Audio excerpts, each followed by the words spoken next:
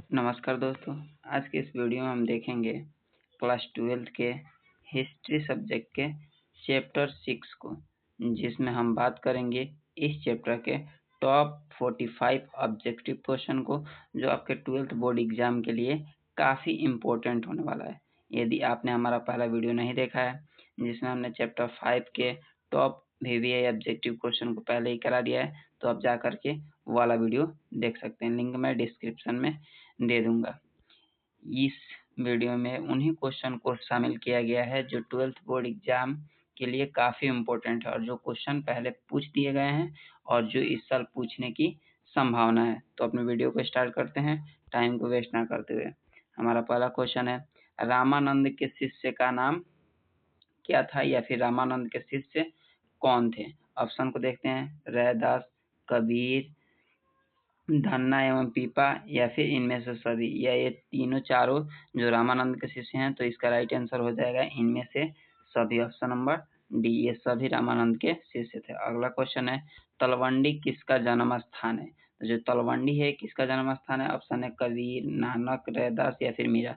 तो तलवंडी में सबसे मतलब प्रसिद्ध जो संत थे नानक, गुरु नानक का जन्म हुआ था। ऑप्शन नंबर बी राइट हो जाएगा।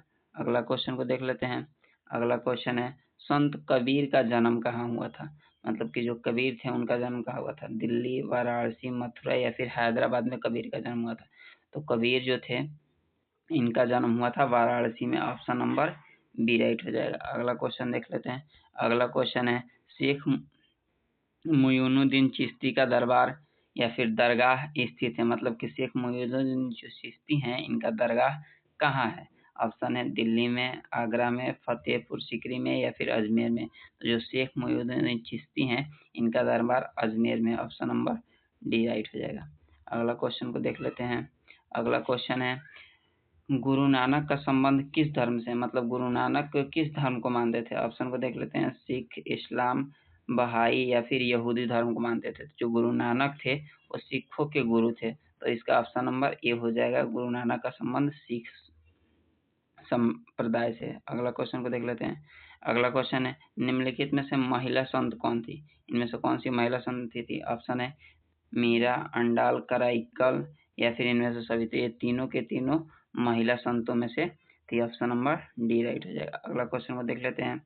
अगला क्वेश्चन है, तमिल क्षेत्र से संबंधित मणिक्य चक्कार की दो विशेषताएं क्या थी। मतलब ये मणिक्य चक्कार जो है इनकी दो विशेषताएं क्या है।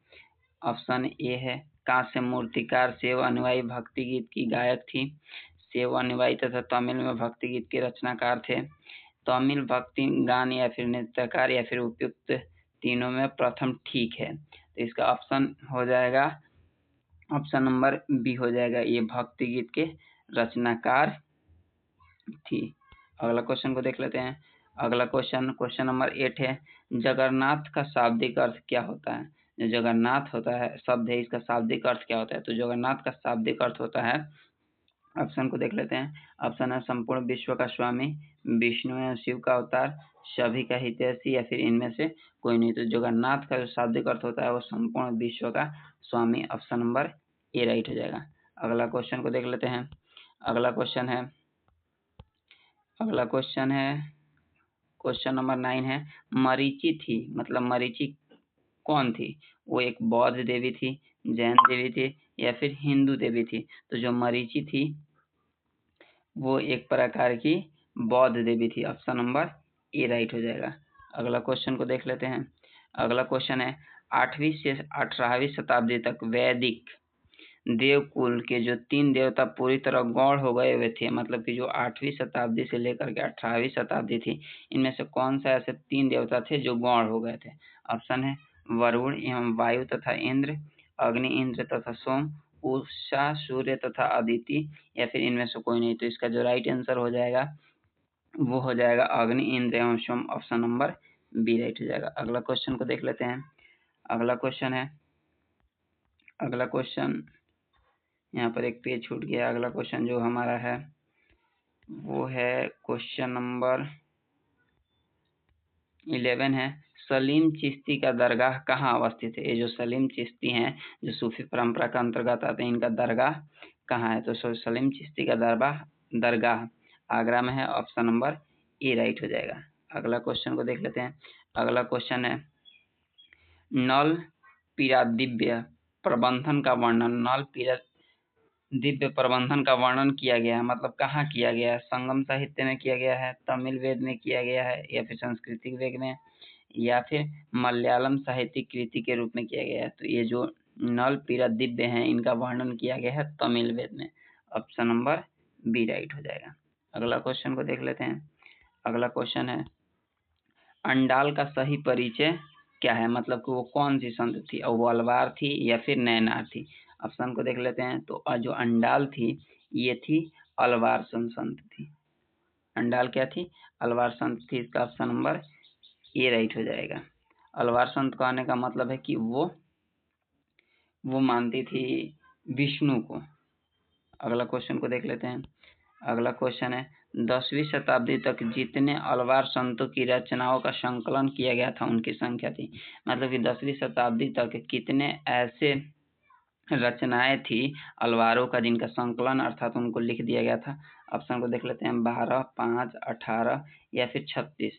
तो जो 10वीं शताब्दी तक वो किया जा चुका था 12 अलवार संतों की रचनाओं को संकलित। ऑप्शन नंबर ए राइट हो जाएगा। अगला क्वेश्चन है दक्कन में चोल शक्तिशाली बने रहे। कब तक बने रहे? दक्कन का क्षेत्र जो दक्षिण भारत में पड़ता है, ये जो चोल शासक थे कब तक शक्तिशाली बने रहे थे? ऑप्शन को देख लेते हैं। दूसरे से 8वीं शताब्दी तक, 9वीं से 13वीं शताब्दी, 15वीं से 17वीं शताब्दी, या फिर इनमें से कोई नहीं। तो जो चोल शासक थे ये दक्कन में शक्तिशाली बने रहे थे 9वीं शताब्दी से लेकर के 13वीं शताब्दी तक। ऑप्शन नंबर बी राइट हो जाएगा। अगला क्वेश्चन है वासन्ना नए आंदोलन के चालक थे। मतलब कि वासन्ना ने किस प्रकार के आंदोलन का चालक थे? ऑप्शन है ब्राह्मण, क्षत्रिय, शूद्र, या फिर वैश्य आंदोलन के चालक थे। तो जो वासन्ना थे ये ब्राह्मण आंदोलन के चालक थे। ऑप्शन नंबर ए राइट हो जाएगा। अगला क्वेश्चन को देख लेते हैं। और इन्होंने ही दक्षिण भारत में शुरुआत किया था आंदोलन का। अगला क्वेश्चन को देख लेते हैं। अगला क्वेश्चन है 13वीं शताब्दी में एक नवीन तत्व के रूप में जो इस्लाम क्वेश्चन है 13वीं शताब्दी में एक नवीन तत्व के रूप में जो इस्लामिक धर्मावलंबी बड़ी संख्या में आए वो कौन थे? मतलब कि जो 13वीं शताब्दी जो चल रहा था उस समय में बहुत ज्यादा मात्रा में जो इस्लामिक धर्मावलंबी आए थे वो कौन थे? ऑप्शन को देख लेते हैं। ऑप्शन है मुगल थे, तुर्क थे, सूफी थे, या फिर अफगान थे। तो जो 13वीं शताब्दी में सबसे ज्यादा इस्लामिक धर्मावलंबी जो भारत की तरफ आए थे वो थे ऑप्शन नंबर बी तुर्क थे। अगला क्वेश्चन को देख लेते हैं। अगला क्वेश्चन है क्वेश्चन नंबर 18 प्रथम सहस्त्र शताब्दी में जो व्यापारी समुद्र के रास्ते पश्चिम भारत में आए थे वो कौन थे? ऑप्शन को देख लेते हैं। पुर्तगाली थे, अरब थे, अंग्रेज थे, या फिर फ्रांसीसी थे। तो जो प्रथम सहस्त्र शताब्दी में जो भारत की तरफ आए थे वो ऑप्शन नंबर बी हो जाएगा। अरब के लोग पश्चिम भारत की तरफ आए थे। अगला क्वेश्चन को देख लेते हैं।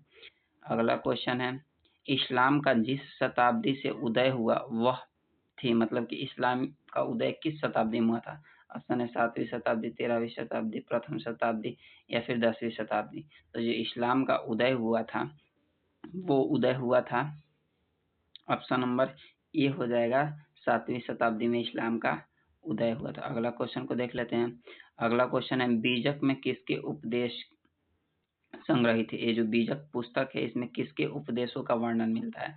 ऑप्शन है कबीर, गुरु नानक, चैतन्य, या फिर रामानंद। तो जो बीजक पुस्तक है इसमें मिलता है कबीर के उपदेश। ऑप्शन नंबर ए राइट हो जाएगा। अगला क्वेश्चन है निजामुद्दीन औलिया जिस सूफी सिलसिले से संबंधित हैं वो कौन सा है? मतलब कि निजामुद्दीन औलिया किस सूफी सिलसिले से संबंधित है? तो निजामुद्दीन औलिया चिश्ती सूफी सिलसिला से संबंधित है। ऑप्शन नंबर ए राइट हो जाएगा। अगला क्वेश्चन है कबीर शिष्य थे। मतलब कबीर किसके शिष्य थे? तो कबीर शिष्य थे ऑप्शन नंबर सी रामानंद के शिष्य कबीर थे। अगला क्वेश्चन देखते हैं। अगला क्वेश्चन है 23 नंबर। कराइका अम्माइयार नामक महिला किसकी भक्त थी? जो करिका अम्मायर थी वो किसकी भक्त थी? तो ऑप्शन नंबर ए हो जाएगा शिव, विष्णु, राम या फिर कृष्ण की। तो जो करिका अम्मायार है ये थी ऑप्शन नंबर ए शिव की भक्त थी। अगला क्वेश्चन को देख लेते हैं। अगला क्वेश्चन है, विष्णु को अपना पति कौन मानती थी? तो जो विष्णु को अपना पति मानती थी ये मानती थी अंडाल जो थी वो विष्णु को अपना पति मानती थी। जो मीरा थी ये कृष्ण को अपना पति मानती थी। अगला क्वेश्चन को देख लेते हैं। अगला क्वेश्चन है, शाह शाहजहां की किस पुत्री ने ख्वाजा मुइनुद्दीन चिश्ती के मुइनुद्दीन चिश्ती साहब की अजमेर स्थित दरगाह का वर्णन किया था? मतलब शाहजहां की ऐसी कौन सी पुत्री है जिन्होंने मुइनुद्दीन चिश्ती अजमेर में स्थित जो दरगाह है उसका वर्णन किया है? ऑप्शन को देख लेते हैं। ऑप्शन है जहां आरा, रोशन आरा, गौहर आरा या फिर इनमें से सभी ने। तो इसका राइट आंसर जो हो जाएगा जहां आरा जो है ये मुइनुद्दीन चिश्ती के दरगाह का वर्णन करती है। अगला क्वेश्चन को देख लेते हैं। अगला क्वेश्चन है, पुष्ट मार्ग का जहाज किसे कहा जाता है? ऑप्शन को देख लेते हैं। कबीर को, वल्लभाचार्य को, नानक को या फिर रैदास को। तो जो पुष्ट मार्ग का जहाज कहा जाता है ये वल्लभाचार्य को कहा जाता है। ऑप्शन नंबर बी राइट हो जाएगा। अगला क्वेश्चन है, महाराष्ट्र के संत कौन थे? मतलब इनमें से कौन सा ऐसा संत है जिनका जन्म महाराष्ट्र में हुआ है? ऑप्शन को देख लेते हैं। तुकाराम है, रामदास है, ज्ञानेश्वर हैं या फिर इनमें से सभी हैं जिनका जन्म महाराष्ट्र में हुआ है? तो ये सारे के सारे संतों का जन्म कहाँ हुआ है? महाराष्ट्र में। ऑप्शन नंबर डी राइट हो जाएगा। अगला क्वेश्चन के याद रख लीजिएगा। अगला क्वेश्चन नंबर 28 नंबर है, निम्न में से महिला रहस्यवादी संत कौन सी है? मतलब कि महिला रहस्यवादी संत कौन सी है? ये तो सारे महिला संत हैं लेकिन रहस्यवादी महिला संत कौन से? ऑप्शन को देख लेते हैं। अंडाल है, करैकाल है, रबिया है या फिर मोराबाई है। तो जो रहस्यवादी संत हैं वो रबिया है। ऑप्शन नंबर सी राइट हो जाएगा। अगला क्वेश्चन को देख लेते हैं। अगला क्वेश्चन है, बलवन की पुत्री का विवाह किस सूफी संत के साथ हुआ था? ये जो बलवन व्यक्ति हैं इनका विवाह, इनकी पुत्री का विवाह किस सूफी संत के साथ हुआ था? तो इसका राइट आंसर जो हो जाएगा वो हो जाएगा फरीदुद्दीन गंज एवं शक्कर के साथ इनका विवाह हुआ था। Option number B.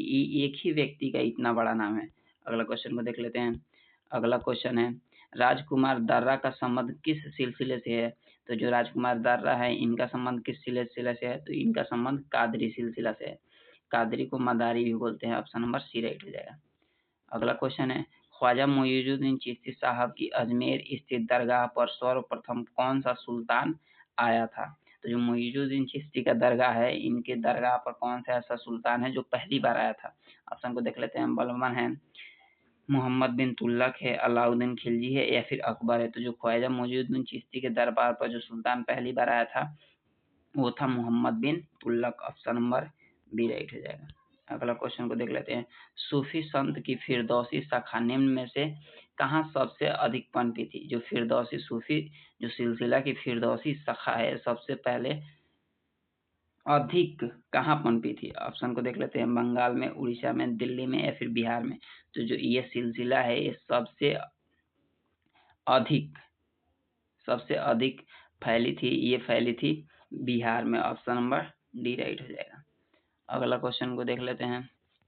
अगला क्वेश्चन 20 नहीं 33 नंबर है, उत्तर भारत में भक्ति आंदोलन का आरंभ किस संत ने किया था? ऑप्शन को देख लेते हैं। कबीर ने, नानक ने, रामानंद ने या फिर चैतन्य महाप्रभु ने? तो जो उत्तर भारत में जो भक्ति आंदोलन का शुरुआत किया गया था उनका श्रेय रामानंद को दिया जाता है। ऑप्शन नंबर सी राइट हो जाएगा। अगला क्वेश्चन है, शंकराचार्य का मत है, मतलब कि शंकराचार्य किस मत को मानते हैं? वो द्वैतवाद को मानते हैं, अद्वैतवाद को मानते हैं या फिर भेदभाववाद को मानते हैं या फिर द्वैतवाद को मानते हैं? तो जो शंकराचार्य का मत है ये हो जाएगा अद्वैतवाद। शंकराचार्य का मत है अद्वैतवाद। ऑप्शन नंबर बी राइट हो जाएगा। अगला क्वेश्चन को देख लेते हैं। अगला क्वेश्चन है, वल्लभाचार्य का जन्म हुआ था, जो वल्लभाचार्य थे इनका जन्म कहाँ हुआ था? तो जो वल्लभाचार्य का जन्म हुआ था ये वाराणसी में हुआ था। ऑप्शन नंबर सी राइट हो जाएगा। अगला क्वेश्चन है, क्वेश्चन नंबर 36 नंबर है, शेख कुतुबुद्दीन बख्तियार काकी का संबंध किस सूफी संप्रदाय से है? तो ये जो कुतुबुद्दीन बाकी बख्तियार हैं काकी, इनका जो संबंध है ये किस सूफी सिलसिला से है? तो इनका संबंध है चिश्ती, इनका संबंध चिश्ती संप्रदाय से है। ऑप्शन नंबर ए हो जाएगा। अगला क्वेश्चन है निजामुद्दीन औलिया का दरगाह कहाँ है? तो जो निजामुद्दीन औलिया का दरगाह है ये दिल्ली में है। ऑप्शन नंबर ए राइट हो जाएगा। अगला क्वेश्चन है काशी में किस प्रसिद्ध संत का जन्म हुआ था? तो जो काशी था यहाँ पर किस प्रसिद्ध संत का जन्म हुआ था? तो काशी में कबीर का जन्म हुआ था। ऑप्शन नंबर बी राइट हो जाएगा। अगला क्वेश्चन को देख लेते हैं। अगला क्वेश्चन है सुल्तान उल हिंद किसे कहा जाता है?